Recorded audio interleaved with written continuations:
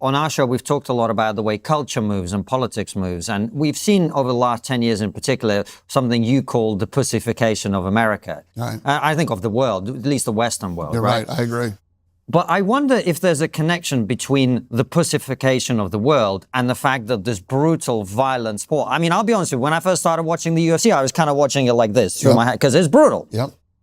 But it's now really become what it's become. And I wonder if those two things are somehow connected. Do you have any thoughts on that? Well, I think that if you look into the history of fighting, right, from the Coliseum and then to boxing, when you look at boxing in the early 1900s and the U.S., I mean, there's fights that like hundreds of thousands of people showed up to watch back then. And this was always my philosophy. I believed it then. I believe it now.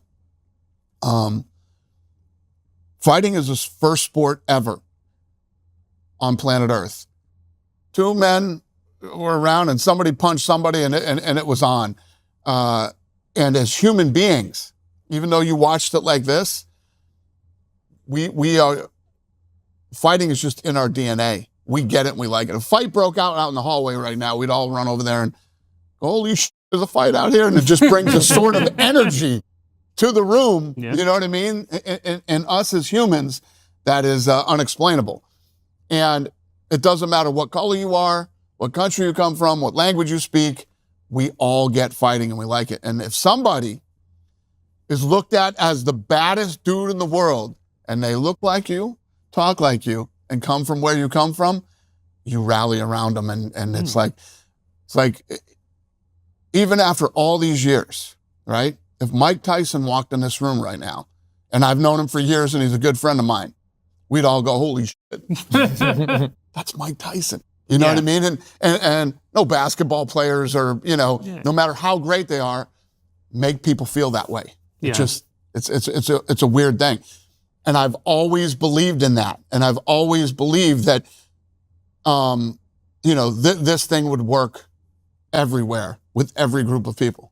I guess what I'm getting at is, do you think there's something in this moment that's helped you explode? Because, you had these people running around saying words of violence, and then you've got Francis Ngannou knocking someone's head off. Mm-hmm. Like, I think that kind of suppressed urge for something that raw is maybe part of what's happened. I don't know if you think that or not. I don't know. It's pretty deep. Sorry. I don't know. I don't know if... I think that... I tell people all the time, I'll tell you, you have a 3-year-old son, right? The greatest thing you can do as his father is teach him how to fight. You get him into jiu-jitsu, get him into Muay Thai, and teach him how to fight. It gives these kids a level of confidence, and not just to handle themselves physically, but just to know that you can. Changes the mindset of girls and boys. My daughter trained too when she was little. I had my daughter train. I don't know the answer to your question, but fighting definitely is just who we are as a species, I guess, I would say. How did you get into fighting? So my uncles all used to watch the big fights on ABC over here. Mm-hmm. And like I was explaining, that buzz and that energy that's in the room, they watched all sports. They were big Red Sox fans. They watched the Celtics, Patriots, but there was never that energy, that feeling there was when there was a big fight on TV. And I just became addicted to it, I guess. I don't know. I fell in love with boxing through, them watching the big fights. And then I became a fight fan. That makes sense, because that's how I feel about the UFC. You often talk about you're in the holy shit moment business. Right. And that is really the only time when I find watching something, I'll go, like literally. If you're a Triggernometry fan, you probably think before taking things at face value. So why trust a mobile carrier that makes billions selling your data behind your back? That answer is Cape, a premium mobile carrier built from the ground up to protect your privacy. Unlike the big providers, Cape doesn't ask for your name, address, or social security number when you sign up. They delete call metadata after just 60 days instead of storing it for years. And they never ever sell your data because they don't collect it in the first place. Cape also goes further than any normal carrier. It protects you from SIM swaps, voicemail hacks, and signaling attacks. And with a unique system, your account is locked by a 24-word recovery phrase, just like a crypto wallet, meaning only you can access or transfer your number. Not hackers, not scammers, not even Cape. This is why Cape has already been vetted by cybersecurity leaders from OpenAI and CrowdStrike. It is trusted at the highest level. Cape offers a $30 first month trial for new users. If this sounds like something you've been looking for and your phone is carrier unlocked and eSIM compatible, give it a try. If you like your trial month, you can use our code TRIGGER33 to get 33% off your first 6 months with Cape. There's this thing where, when like tomorrow night, right? The card is incredible. There's going to be 3 or 4 holy shit moments. And what's incredible is 13,000 people at Madison Square Garden will jump out of their seats at the same time and go, holy shit. And everybody goes crazy and you're looking at each other and you're high-fiving. And then there will be millions of people around the world doing it at the same exact time. And there's just, there's no other sport that really, you know, there's home runs and there's the soccer goal or it's not the same as a fighting holy shit moment. Yeah, it's just not. One of my friends, she was going to me, oh, Francis, why is it you like boxing? And I went, come and sit down. And then I played all of Tyson's knockouts from the early part of his career. And it was like 1 a.m. and she watched it right the way through. When you just see those hits go in, it's magnetic. It's true. And even if it's not a Tyson, type highlight, when we who are normal people, first of all, to be an elite fighter, you are incredibly special. You are just built in every way, shape, and form differently than the rest of the world. And when we, as normal people, see these incredible human beings perform in their arena, whether it's, the octagon or a ring or whatever it is, it's hard not to admire it and go, wow. And again, like I told you earlier, they look like you, talk like you, and come from where you come from. You could take anybody Manny Pacquiao. You know what I mean? Filipinos were all going crazy over Manny Pacquiao when he was on top of the world.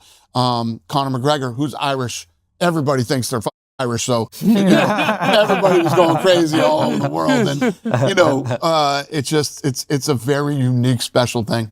And what makes a great fighter? Because there must be a little bit of a chemistry to it. That when you watch someone, you're like, that guy's got it.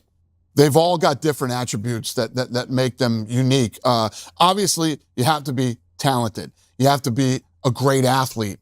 And all the things that you have to be to play any sport. The difference between a fighter is you're mentally wired completely different than the rest of the world. Like if you laid them on a platform and measured them against all the other athletes in the world, they're an athlete, right? But mentally, they're completely different. And, there are certain athletes in other sports that I think, have that type of, like the GOATs, the ones that you look at. Michael Jordan is a killer. Right. Okay. Tom Brady is a killer, and like Messi and some of these other guys that are huge, Ronaldo. But the fighters, what happened when I was younger and I used to fight and I believed that I wanted to, I remember one day we were in the gym and there was this guy that came in the gym and he was a local, like, he was a celebrity locally, right? Not on the national world stage, but in our hometown he was. And he came in one day and he was like, I hadn't seen him in a while. And he was super punchy, like, and up. And I was like, oh, Jesus Christ. What if I end up like that guy? Fighters don't think like that. Okay? Real fighters don't think like that. Nope. They'll lose 2, 3 in a row, vicious knockouts, whatever it is, and they just keep going. They keep going, and most of them will tell you, even yesterday, Beneil Dariush, who has had, first of all, if you break into the top 10 in the UFC, it's unbelievable. To get to the UFC is hard enough. Break into the top 10, top 5 is almost impossible to break into the top 5. And some of these guys that get in there and stay there for a long time, and Beneil Dariush is one of those guys. And they asked him yesterday, he was like, what do you mean, what am I doing, or what am I? I'm here to become a world champion. I want to win a world title. And that is your mindset And, you know, and it's no different than what we were talking about earlier. If you're going to get into the business world, or you're going to go out there and you're going to work for yourself, that should be your mindset. I'm going to win a world title. 100%, We're going to be the best. We're going to be the biggest. This is our goal. We're going to work every day to get here. And anybody can do it. Well, I'm sure you two have stories of why you shouldn't be sitting here right now. And I have a million of those stories, and anybody who's ever made it. And I think what happens to some of these kids too is they feel like, and it's not that they're not confident in themselves, but it's like, oh, let's say you wake up and you're 30, right? Oh man, I used to be a bellman at the Boston Harbor Hotel. So when people ask you what you do for a living, I'm a bellman, right? How the is a bellman going to go from that to being the CEO? Well, everybody is something at one point in their life. Nobody just gets out of fucking high school and becomes the CEO of, you know, of Microsoft, right? You all started somewhere, right? These were just jobs that you survived to pay your bills, to get you to wherever it is that you want to go. Most people have to shake that stigma of they feel like, who am I didn't go to college. I didn't do this. I didn't grow up in a wealthy family. I don't know anything. You know, all the shit that you can think are negative things in your life, they're not. They've all built you in different ways to go wherever it is you want to go. And everybody can do it. I don't know if I'm explaining you're that making right, well, actually, I think people who understand where you're coming from will really resonate with what you're saying, because like you say with us, we started this in a room above a comedy club with no audience, no followers, no money. We had to borrow equipment to do it, right? Yep. And we've interviewed prime ministers. You were here, you know, and that is a process of eating shit for 7 years in a row. Yep. Because that's what it is. And how many times did you hear no? How many times did you hear, oh, this is ridiculous. You guys are wasting your time. Get a fucking job. Yeah, all the time. It's true. Yeah. Right? So, and even when I do PR, like Lene will take me out, we'll do some show. You know, Dana used to be a bellman at a hotel. I was 19 years old. Yes, of course I was a bellman. You know, and people say, oh, it's like a rags to riches story. He was a bellman and now he's a... No, there's a huge gap between bellman and sitting here today.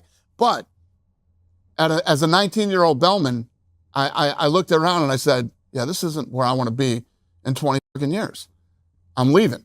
Walked out the front door. My buddy's like, what are you doing? I said, I'm quitting. What happened? Nothing happened.